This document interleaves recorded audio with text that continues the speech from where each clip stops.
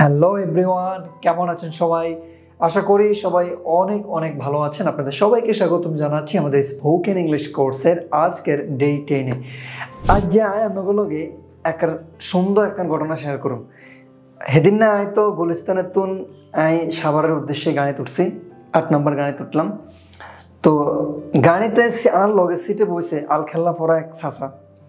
এই সাসা যে এত বড় প্রশ্নবিদ তো ইয়ান কইতে পারতাম না।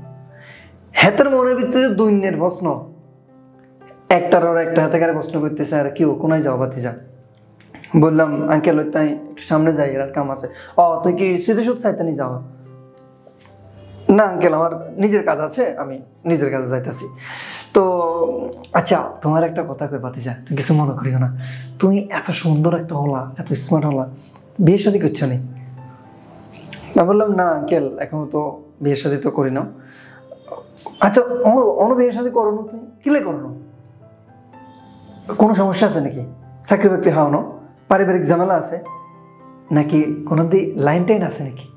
তারপরে তো আমি কইলাম, মানে হেতের জ্বালায় বিরক্ত হয়ে এবার কইলাম যে চাচা আমি বিয়ে করছি, এবার আপনি একটু থামেন। এইবার তো হেতে মনে হয় যেন আরো কি আকাশে চাঁদ হয়ে গেছে। তুই বিয়ে করছো কেন? আচ্ছা বালা কাম করছো, বিয়ে তো তাড়াতাড়ি করুন বালা। আচ্ছা তুমি হলাম ইয়ে কবে করছো, কোনায় করছো, কিলে করছো, ব্যাগ কিছু এবার হাতে আরো শুরু করে দিছে। হেতের উৎপাতে, হেতের জ্বালায় শেষমেশ আর কি করুম, আমি সাবার যাওয়ার গোষ্ঠী বাদ দিই, রাস্তার মধ্যে নামে গেছি। তো এই যে একটা কাহিনী আপনাদেরকে বললাম। তো রাস্তা থেকে যখন আমি বাস থেকে নামলাম, রাস্তা যাইতে যেতে আমি চিন্তা করতেছিলাম যে আসলে মানুষের মনের মধ্যে কত ধরনের প্রশ্ন, আর একটা কথাকে মানুষ কতভাবে নানানভাবে প্রশ্ন করে বলতে পারে।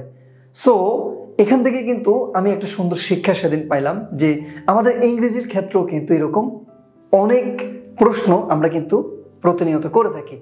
তাহলে এই সমস্ত যে প্রশ্নগুলো আমরা রেগুলারলি করে থাকি, সেই প্রশ্নগুলোকে কিভাবে সহজে শেখা যায়, তখন সেদিন আমি এটা নিয়ে একটু রিসার্চ করলাম এবং আজকে আপনাদেরকে সেটা শেখাতে যাচ্ছি। সো নিশ্চয়ই বুঝতে পারছেন যে আজকের ক্লাসটা কীরকম ইন্টারেস্টিং হতে যাচ্ছে। So without any delay, let's get jumped to our main class. SoroBindu, শিক্ষা হোক মজায় মজায়।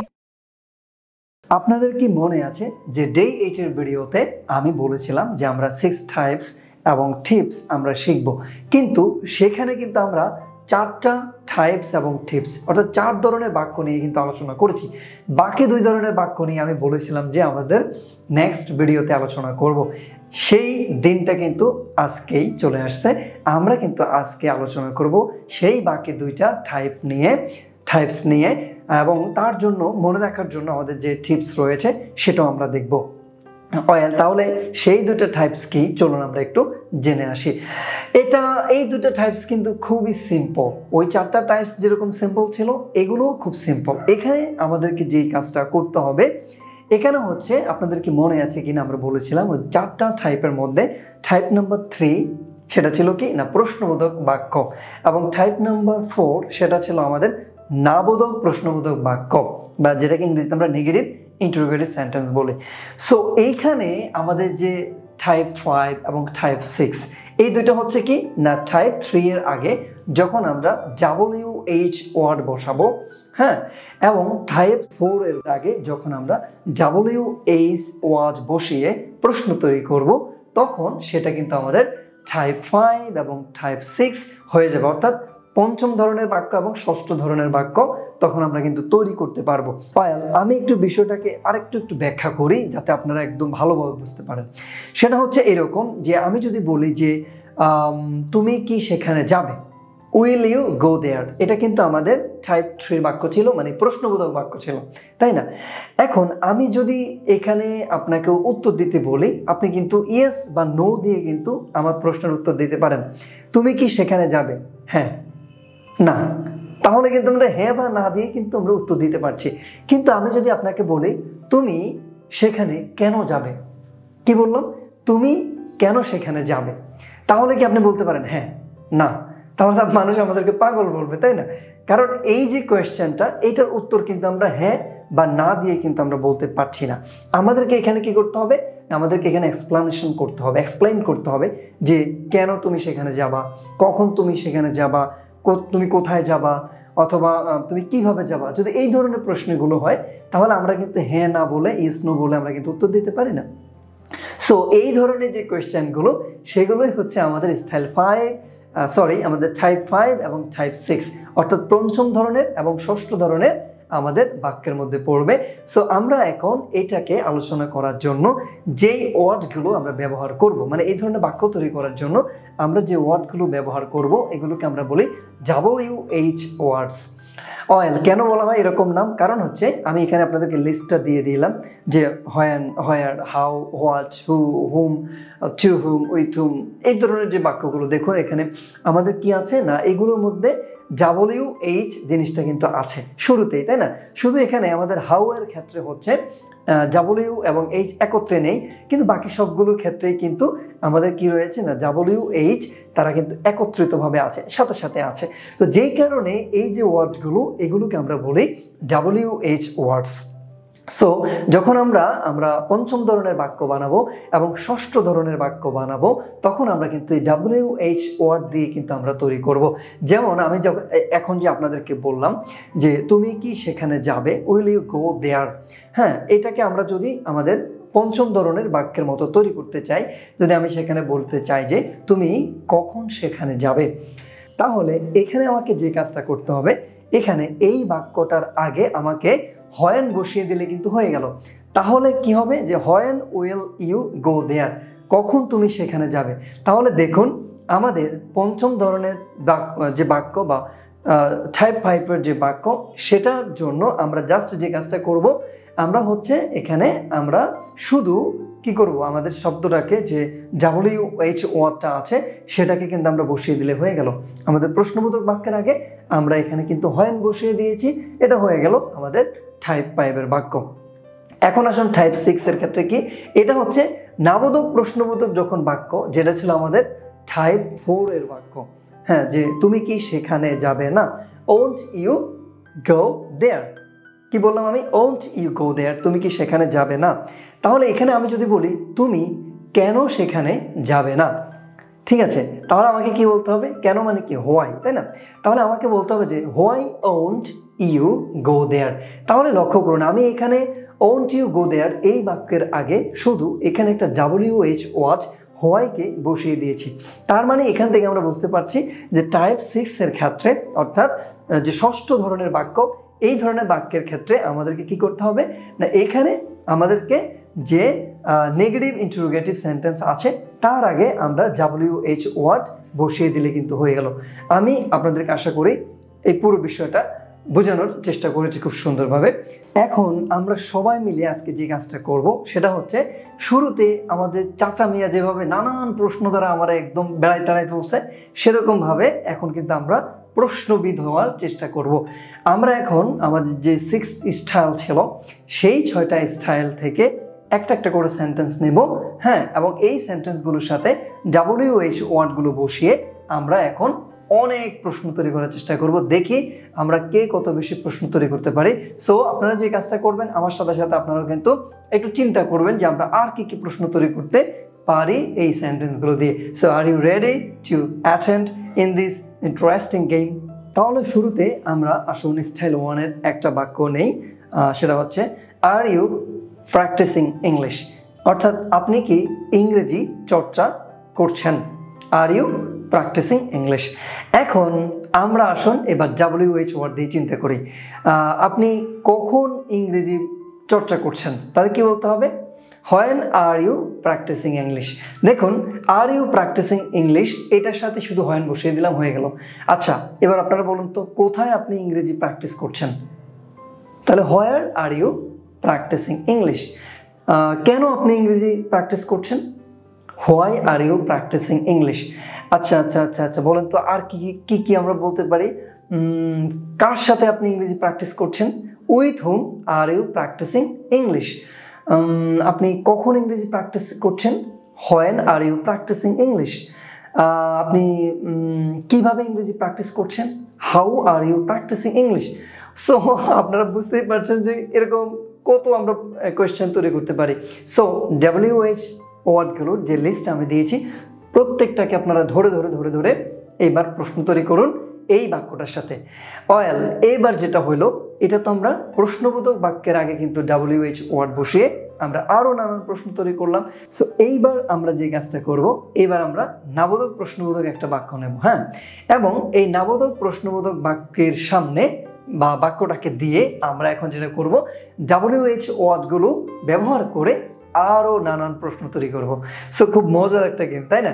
তাহলে এবার আমরা যেটা নিলাম সেটা হচ্ছে কি, যে আপনি কি ইংরেজি প্র্যাকটিস করছেন না, হ্যাঁ, আপনি কি ইংরেজি চর্চা করছেন না, তাহলে এটা কি হবে? Aren't you practicing English.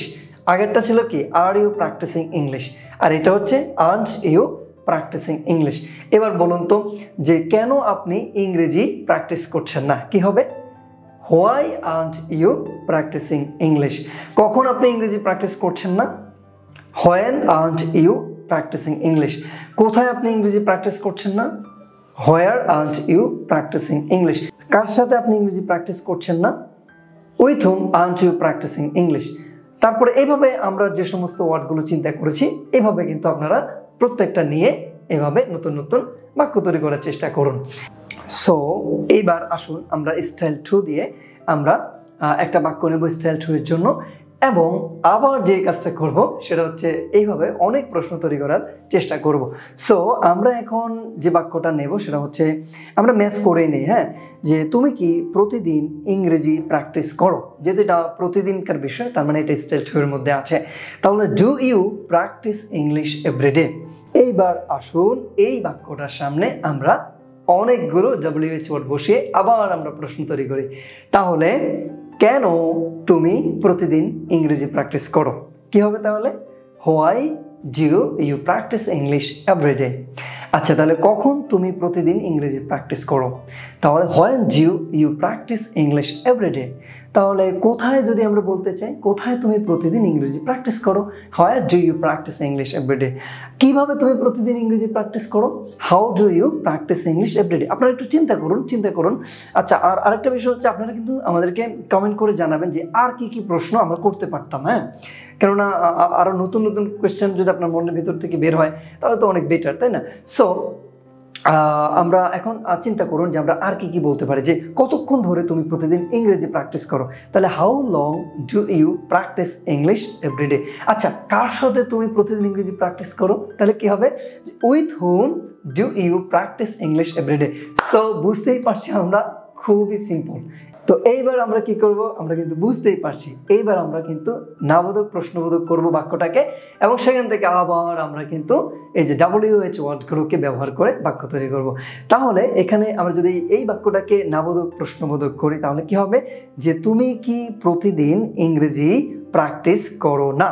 তাহলে don't you practice English every day. এবার বলেন, কেন তুমি প্রতিদিন ইংরেজি প্র্যাকটিস করো না? আমরা বলি, এই কেন তুমি প্রতিদিন ইংরেজি প্র্যাকটিস করো না? তোমাকে প্রতিদিন ইংরেজি প্র্যাকটিস করতে হবে। তাহলে কেন তুমি প্রতিদিন ইংরেজি প্র্যাকটিস করো না? Why don't you practice English every day. এইবার আসুন আমরা আবার কি করব, আবার যে ওয়ার্ডগুলো আছে WH ওয়ার্ড বাকি যেগুলো, সেগুলো কি আবার বসাই। তাহলে কিভাবে তুমি প্রতিদিন ইংরেজি প্র্যাকটিস করো না? তাহলে এখানে কিভাবে কারণে আমাদেরকে আনতে হবে how don't you practice English every day. আচ্ছা, এখানে আমি আপনাদেরকে একটা বিষয় বলে রাখি, সেটা হচ্ছে এই যে আমরা যখন WH ওয়ার্ডগুলো কোনো একটা নির্দিষ্ট বাক্যের ক্ষেত্রে বসিয়ে আমরা প্রশ্ন করার চেষ্টা করি, তখন কিন্তু কিছু কিছু প্রশ্ন শুনতে কেমন যেন একটু ব্যাকআপ্পা লাগে। এটা নিয়ে আপনারা প্যারা খাইয়েন না, কিন্তু যেহেতু আমরা কি একটা মাত্র বাক্যের মধ্যে আমরা এগুলোকে ইমপ্লিমেন্ট করছি, সে কারণে একটু কিছু কিছু বাক্য হয়তো ওরকম শুনতে ভালো লাগবে না, কিন্তু যেহেতু আমরা এই বিষয়গুলোকে কি এই যে WH ওয়ার্ডগুলো দিয়ে অনেক বাক্য তৈরি করব, সো সেসব ক্ষেত্রে কিন্তু আমাদের আবার শুনতে ভালো লাগবে বা সেই বাক্যগুলো কিন্তু প্রাসঙ্গিক হবে। সো এইবার আমরা যেই কাজটা করব সেটা হচ্ছে যে আমরা যে দুইটি স্টাইল নিয়ে আমরা কিন্তু পঞ্চম ধরনের বাক্য বা ষষ্ঠ ধরনের বাক্য অর্থাৎ WH ওয়ার্ডকে ব্যবহার করে বিভিন্ন প্রশ্ন তৈরি করার এই যে পদ্ধতি, সেটা এখন আপনাদেরকে একটা কুইজের মাধ্যমে যাচাই করার জন্য আমরা কিন্তু এখন চেষ্টা করব।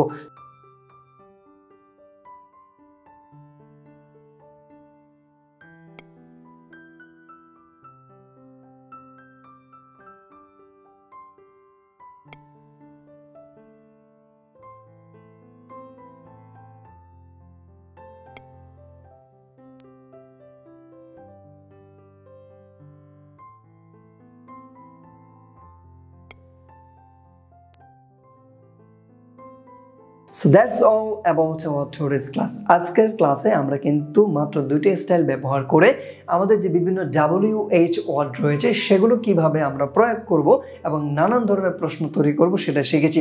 আমাদের বাকি 4টা স্টাইল দিয়ে কিন্তু WH ওয়ার্ড প্রয়োগ করার মাধ্যমে নতুন বাক্য তৈরি করার যে সিস্টেম এবং যে উদাহরণগুলো সেগুলো কিন্তু আমরা আপনাদেরকে দেখাবো আমাদের নেক্সট ভিডিওতে।